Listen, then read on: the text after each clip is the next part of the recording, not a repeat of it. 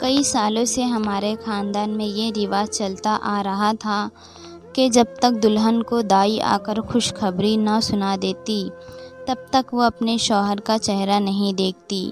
یہ عجیب رسم تھی کیونکہ یہ مشہور تھا کہ جو لڑکی اس سے بغاوت کرتی یا تو وہ ساری عمر بانجھ رہتی یا اس کی اولاد اندھی جنم لیتی ہے۔ آج میری بھی شادی تھی اور مجھے اس بات پر یقین نہیں تھا کیونکہ میرے خاندان والے جاہل تھے۔ یوں شادی کی پہلی رات ہی ساس میری آنکھوں پر پٹی باندھ کر چلی گئی۔ ایک رات میں تنگ آ کر جیسے ہی آنکھ سے پٹی اتار کر پھینکی تو شوہر کا چہرہ دیکھ کر جان نکل گئی، کیونکہ میرے لیے حمید کا رشتہ آیا تو میں اس کی تصویر دیکھ کر ہی دنگ رہ گئی تھی۔ اتنا خوبصورت تھا کہ مجھے اپنی قسمت پر رشک آنے لگا، اپنے نصیبوں پر پیار آنے لگا تھا۔ اس سے پہلے تو میں ہمیشہ اپنی قسمت کو کوستی ہی رہتی تھی۔ مجھے اس بات پر حیرت ضرور ہوئی تھی کہ میری سوتیلی ماں جس نے ہر چیز میں اپنی بیٹی کو اہمیت دی تھی، وہ اس قسم کے حسین و جمال لڑکے کے ساتھ میری شادی پر کیسے تیار ہو گئی۔ پھر میں نے سوچا کہ جوڑے تو آسمانوں پر بنتے ہیں، امی چاہ کر بھی میرا نصیب مجھ سے چھین نہیں پائی ہوگی۔ مجھے پکا یقین تھا کہ میری سوتیلی بہن شبانہ نے بھی حمید کی تصویر دیکھ کر ضد لگا دی ہوگی کہ مجھے بھی شادی کرنی ہے تو اسی سے کرنی ہے، مگر میری خوشی کی خاطر میرے ابو ڈٹ گئے تھے۔ میں نے حمید کی تصویر کو ہاتھ میں پکڑے پکڑے اپنی خیالی دنیا بھی بسا لی تھی۔ میں اس رشتے سے بہت خوش تھی۔ 2 ہفتے بعد ہی میری ساس اور 2 نندیں مجھے منگنی کی انگوٹھی پہنانے آ گئی تھی۔ میرا دل بہت خفا ہوا تھا کیونکہ میں چاہتی تھی کہ حمید کے سامنے بیٹھ کر اس کے نام کی انگوٹھی پہنوں گی، مگر مجھے معلوم ہو گیا تھا کہ میرے سسرال والے پرانے خیالات کے لوگ تھے۔ میری دونوں نندیں 5ویں تک ہی پڑھائی کری تھی۔ میری ہونے والی ساس مسکرا کر بولی، میرے حمید نے پوری 16 تک پڑھائی کر رکھی ہے۔ اس نے مجھ سے کہا تھا کہ امی میرے لیے پڑھی لکھی لڑکی ہی لانی ہے۔ شکر ہے ہمیں ایسی بہو مل گئی ہے جو شکل و صورت کی بھی اچھی ہے اور سیرت کی بھی اچھی ہے۔ میں مسکرا دی تھی۔ مجھے یہ دیکھ کر خوشی ہوئی تھی کہ میری ساس میری خوب تعریف کر رہی تھی، جبکہ میری دونوں نندیں تو بڑی روکھی پھیکی سی مسکرائی تھی، مجھ سے دور دور بیٹھی ہوئی تھی۔ میری منگنی ہو گئی تھی، مہمانوں کی رخصتی کا بھی وقت آ گیا تھا۔ میں اپنی نندوں کی طرف للچائی نظروں سے دیکھ رہی تھی کہ کوئی تو مجھے حمید کا موبائل نمبر دے دے۔ بھائی اور بھابھی کا رابطہ اکثر نندیں ہی کروایا کرتی ہے، لیکن انہوں نے ایسا کچھ نہیں کیا۔ بڑی نند نے بس مسکرائی اور میری تصویر مانگنے لگی۔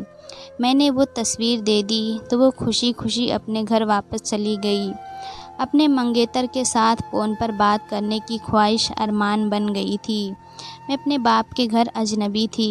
مجھ سے نہ تو میری سوتیلی ماں کا سلوک اچھا تھا اور نہ ہی میری بہن کا۔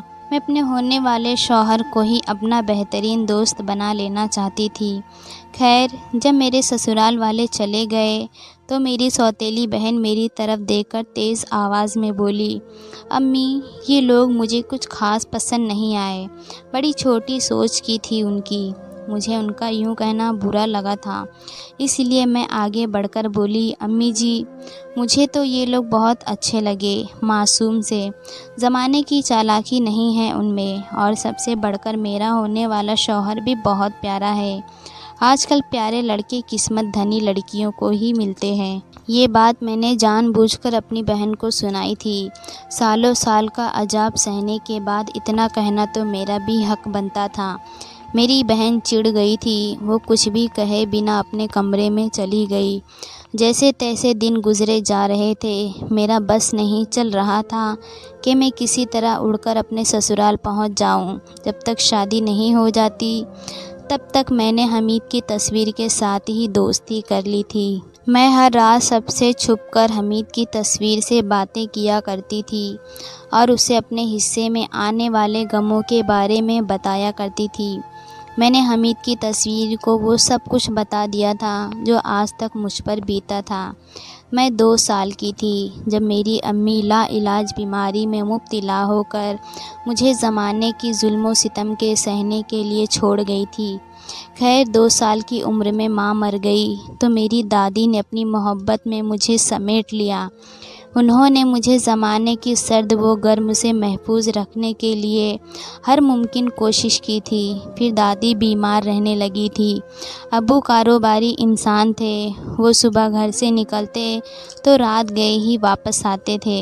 میری دادی میرے غم میں روتی رہتی تھی کیونکہ انہیں اپنے جانے کے بعد میرے فیوچر کی فکر تھی۔ اس لیے دادی نے ابو سے منتیں کی کہ تم میری سونیا کے لیے دوسری ماں لے آؤ۔ ابو نہیں مانتے تھے، وہ کہتے تھے کہ دوسری عورت کبھی سگی ماں نہیں بن پائے گی، مگر دادی نے مرنے سے پہلے ابو کو قسم دے دی تھی کہ تم دوسری شادی کر لو۔ ابو نے دادی کی بات مان کر شادی کر لی۔ میری سوتیلی ماں سچ میں سوتیلی ماں ہی ثابت ہوئی۔ وہ ابو کے سامنے تو مجھ سے خوب پیار کیا کرتی تھی، لیکن ابو کے گھر سے جانے کے بعد مجھے پوچھتی تک نہیں تھی۔ پھر ان کے گھر شبانہ کی پیدائش ہو گئی تو میں اپنے باپ کے گھر میں ہی اپنی سوتیلی بہن کی نوکرانی بن گئی تھی۔ میری سوتیلی ماں اپنی بیٹی کو تو خوب پیار کیا کرتی تھی، مگر اس کے دل میں میرے لیے ذرا بھی رحم نام کی چیز نہیں تھی۔ اس نے کبھی نہیں سوچا تھا کہ بن ماں کی بچی ہے، چلو پیار سے ہی ہاتھ اس کے سر پر بھی رکھ دوں۔ میں اندر ہی اندر روتی رہتی تھی۔ امی مجھ سے سارے گھر کے کام کروایا کرتی تھی۔ سالوں بعد ابو کو میرے لیے فرصت کا کچھ وقت ملا تھا۔ ابو بولے، بتاؤ میری بیٹی، تمہاری ماں تمہارا خیال تو رکھتی ہے نا؟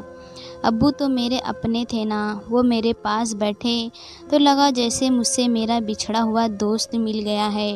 میں ابو کے کندھے پر سر رکھ کر روتی ہوئی رہی۔ میں نے ان سے اپنے دل کی ہر بات کہہ دی تھی۔ میں نے ان سے کہہ دیا تھا کہ آپ کی بیوی مجھ پر بہت ظلم کرتی ہے۔ اگر کوئی گلاس مجھ سے ٹوٹ جائے تو اس کے بدلے میں میرے منہ پر تھپڑ مار دیتی ہے۔ ابو بولے، تم فکر نہ کرو، میں تمہاری ماں سے ضرور پوچھوں گا۔ صبح ہوئی تو ابو کام پر چلے گئے۔ میں کچن میں کھڑی اپنے لیے ناشتہ بنا رہی تھی۔ میری سوتیلی ماں میرے پیچھے ہی آ گئی تھی۔ کہنے لگی، کل رات تم نے اپنے باپ کو میرے خلاف بہت بھڑکایا نا، مگر تم جانتی ہو وہ مجھ سے کیا کہہ رہے تھے؟ وہ بولے، مجھے تم پر پورا یقین ہے، ضرور میری بیٹی ہی نے تمہارے خلاف کرنے کے لیے مجھ سے جھوٹ بولی ہے نا۔ نہ جانے میری سوتیلی ماں کی اس بات میں کتنی سچائی تھی، لیکن تب میرا ذہن کچا تھا۔ میں نے ان کی بات پر دل سے یقین کر لیا تھا۔ میں جان گئی تھی کہ میرا باپ بھی میرا اپنا نہیں ہے، وہ بھی مجھ سے بدل گئے ہیں۔ اس دن امی نے میرے ایک ہاتھ پر جلتا ہوا گھی گرا دیا تھا۔ کہنے لگی، اگر تمہارا باپ پوچھے کہ اس ہاتھ پر کیا ہوا ہے تو کہہ دینا کہ خود سے جل گیا ہے۔ اگر تم نے سچ بتا دیا تو کل تمہارا دوسرا ہاتھ بھی جلا دوں گی۔ میں درد سے چلا رہی تھی جبکہ امی بڑی سہولیت سے اپنے کمرے میں چلی گئی تھی۔ میں زمین پر بیٹھ کر پھوٹ پھوٹ کر روتی رہی۔ اس دن امی کا ڈر مجھ میں پر بیٹھ چکا تھا۔ شام میں جب ابو گھر آئے تو میں اپنے جلے ہوئے ہاتھ کے سامنے ان کے سامنے کام کر رہی تھی، مگر انہوں نے مجھ سے اتنا بھی نہیں پوچھا کہ تمہیں ہوا کیا ہے۔ خیر میں سمجھ گئی تھی کہ سوتیلی ماں کے ساتھ رہ رہ کر میرا باپ بھی سوتیلا ہو گیا ہے، لیکن اب میں اپنی زندگی کے ایک نئے چیپٹر کے لیے بہت خوش تھی۔ میری زندگی نئی ہونے لگی تھی۔ میری منگنی کے 10ویں دن ہی میری ساس شادی کی تاریخ پکی کرنے کے لیے آ گئی تھی۔ اس نے امی سے کہا کہ جب سے حمید نے سونیا کی تصویر دیکھی ہے وہ بے چین ہو گیا ہے۔ وہ چاہتا ہے کہ یہ پیاری سی لڑکی اس کی زندگی میں جلد سے جلد شامل ہو جائے۔ میری تو خوشی کا کوئی ٹھکانہ نہ رہا جبکہ میں نے شبانہ کے چہرے پر موت کی سی زردی دیکھی تھی۔ امی نے فون کر کے ابو کو بھی گھر بلا لیا تھا۔ ابو بولے، بہن ہم نے اپنی بیٹی آپ کو سونپ دی ہے، اب بھلے آپ آج رخصت کر کے لے جائیں یا کل۔ میری ساس نے 15 دن کے بعد کی تاریخ مانگی تھی۔ ابو بھی راضی ہو گئے تھے۔ میرے گھر میں میری شادی کی تیاریاں شروع ہو چکی تھی۔ مجھ میں اتنی ہمت تو نہیں تھی کہ امی کے سامنے شبانہ کو تنگ کرتی۔ اس لیے وہ جب مجھے اکیلی نظر آتی تو میں اس سے کہتی، شبانہ تم میری چھوٹی بہن ہو، مجھے تمہاری بہت فکر رہتی ہے۔ آج کل اچھے رشتے نہیں ملتے، نہ جانے تمہارا شوہر کیسا ہوگا۔ شکر ہے مجھے تو پیارا شوہر مل گیا۔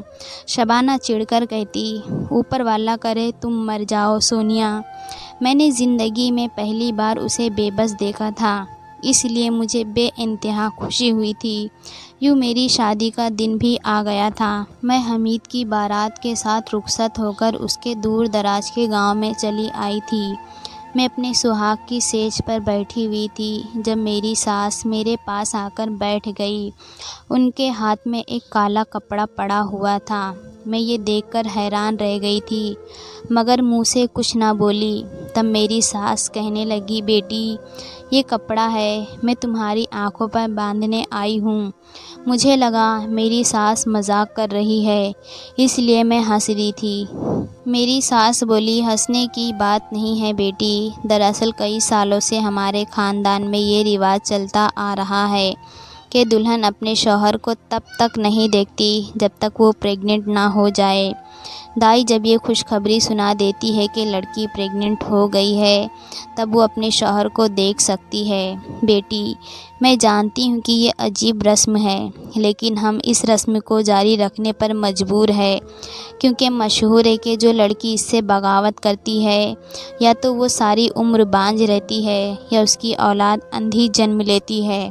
تمہیں بھی اس رسم پر عمل کرنا ہوگا، کیونکہ میں نہیں چاہتی کہ میرے اکلوتے بیٹے کی بیوی بانجھ ہو جائے۔ اب جب تک تم پریگننٹ نہیں ہو جاتی تب تک تم رات کے وقت آنکھوں پر پٹی باندھو گی اور دن کے وقت حمید گھر میں داخل نہیں ہوگا۔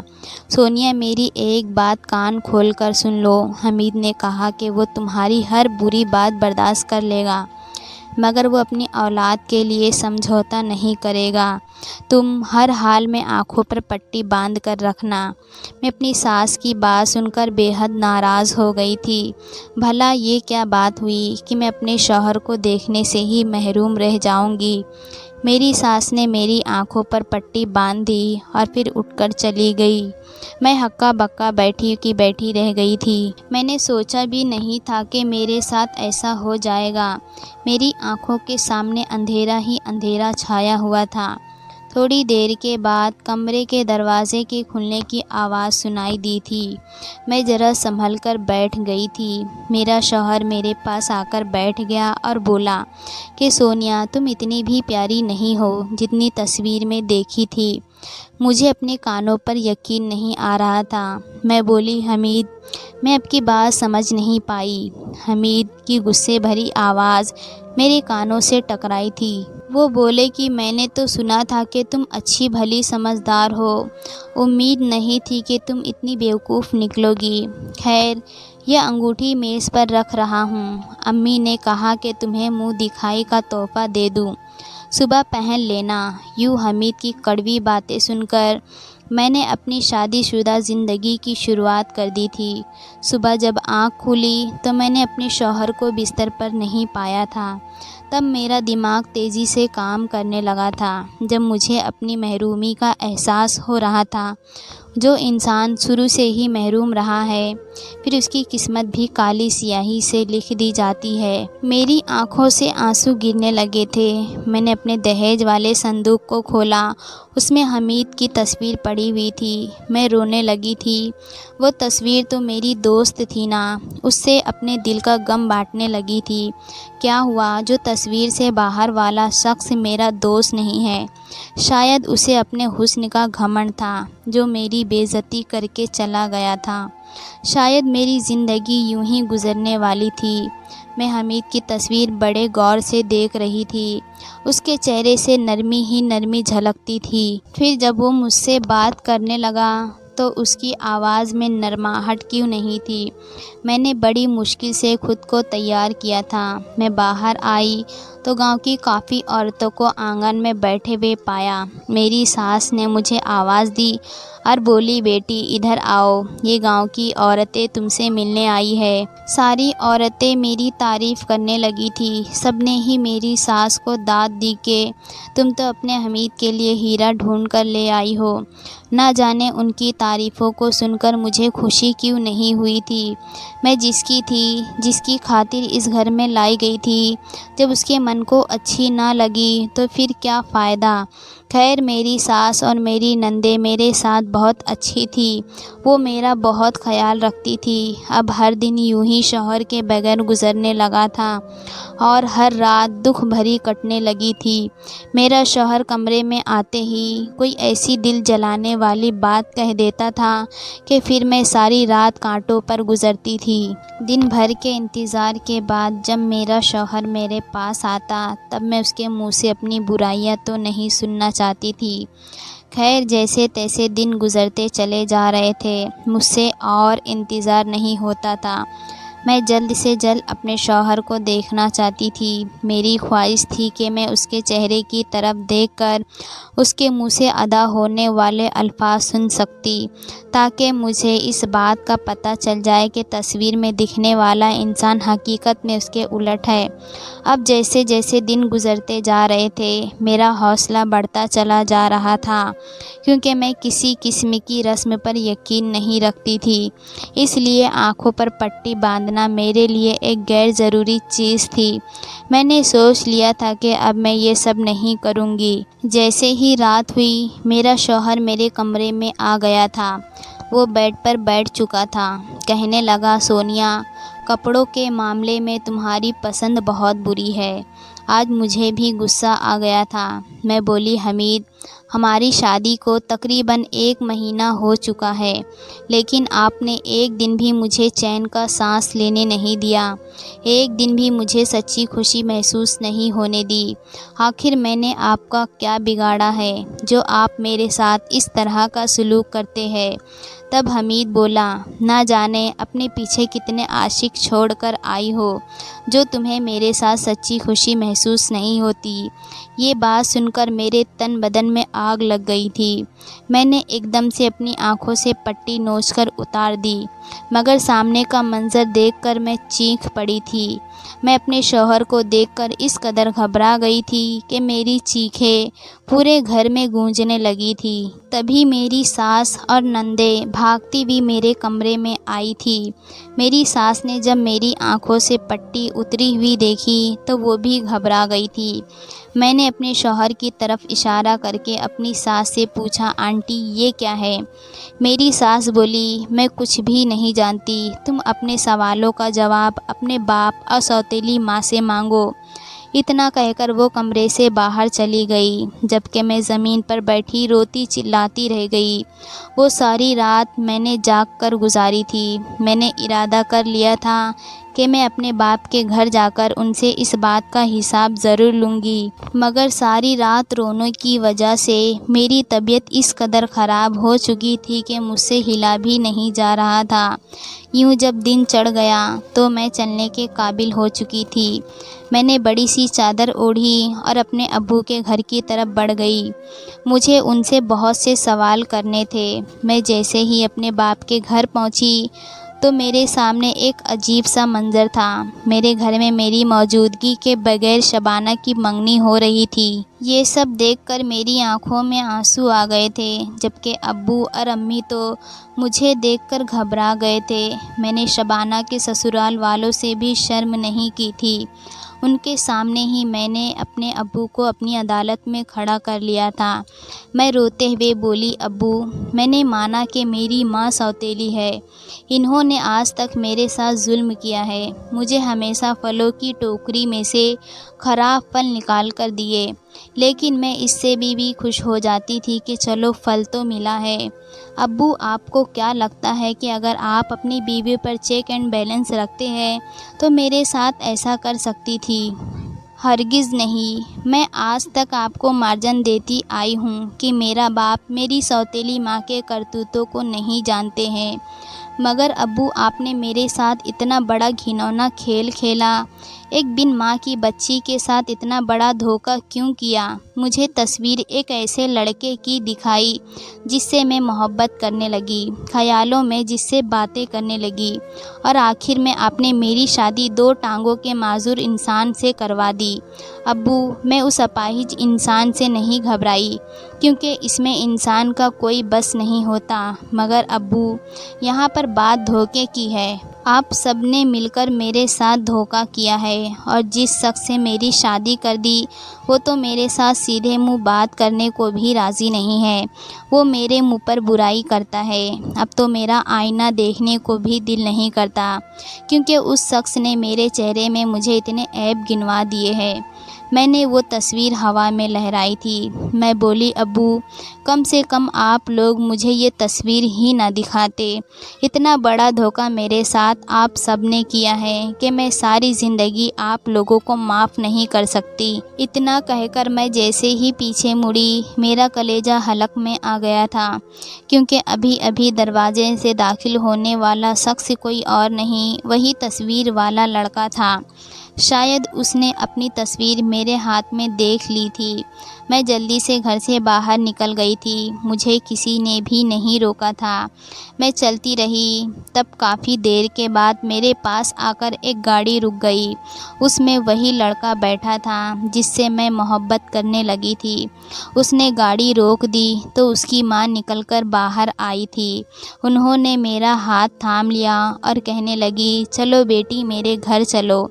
میں چپ چاپ ان کے ساتھ بیٹھ گئی۔ وہ عورت مجھے اپنے گھر لے آئی۔ اس عورت نے مجھے اپنے گھر لے جا کر بتایا کہ میرے بیٹے سیف نے مجھے تمہارے رشتہ لانے کے لیے بھیجا تھا، مگر مجھے سمجھ نہیں آیا کہ تمہاری سوتیلی ماں نے کیا کھیل کھیلا۔ اس نے اپنی بیٹی کا ہاتھ مجھے تھما دیا۔ تب سیف بولا، سونیا، میں تمہیں چاہتا تھا۔ آج سے 3 سال پہلے میں نے تمہیں ایک شادی میں دیکھا تھا، تب سے تمہیں اپنے دل میں بسا کر بیٹھا ہوں۔ یہی سوچتا تھا کہ جب جاب لگ جائے گی تو تم سے شادی کر لوں گا۔ شکر ہے میں تمہاری بہن کے ساتھ منگنی کرنے سے بچ گیا۔ میں بولی، میری تو شادی ہو چکی ہے۔ سیف بولا، کیا تم یہ شادی نبھانا چاہتی ہو؟ میں نے نہیں میں سر ہلا دیا۔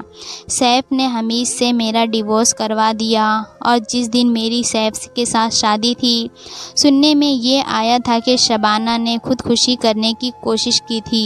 اب وہ اسپتال میں بھرتی ہے۔ یعنی ان لوگوں کو جنہوں نے میری زندگی تباہ کر دی تھی، ان کو سزا ملنے لگی تھی۔ میری شادی کو 5 سال ہو چکے ہیں اور میرے 3 بچے بھی ہیں۔ سیف بہت ہی اچھا شوہر ثابت ہوا۔ اس نے میری زندگی کی تمام دکھوں کو دور کر دیا۔ جبکہ سننے میں یہ آیا کہ شبانہ ڈپریشن کا شکار ہو چکی ہے، اور میری سوتیلی ماں کبھی کسی کلینک میں اسے لے کر جاتی ہے تو کبھی کسی میں، مگر اس کی حالت بہتر نہیں ہونے والی۔ اب مجھے اوپر والے کے انصاف پر یقین آ گیا ہے۔ جو لوگ دوسروں کو بے بس جان کر تنگ کرتے ہیں نا، اوپر والا ان کو عمر بھر کے لیے سزا دے دیتے ہیں۔ دوستو، کیا کہنا ہے آپ کو اس کہانی کے بارے میں؟ کمنٹ کر کے ضرور بتائیں۔ ویڈیو کو لائک کریں۔ اسی طرح کی کہانیاں لگاتار دیکھنے اور سننے کے لیے ہمارے چینل کو سبسکرائب کر کے گھنٹی کو دبا کر آل پر سیٹ کر لیجئے، تاکہ آنے والی ویڈیو کا نوٹیفیکیشن آپ کے پاس ترنت پہنچے۔ ملتی ہوں آپ سے اگلی ویڈیو میں، تب تک کے لیے دھنیہ واد۔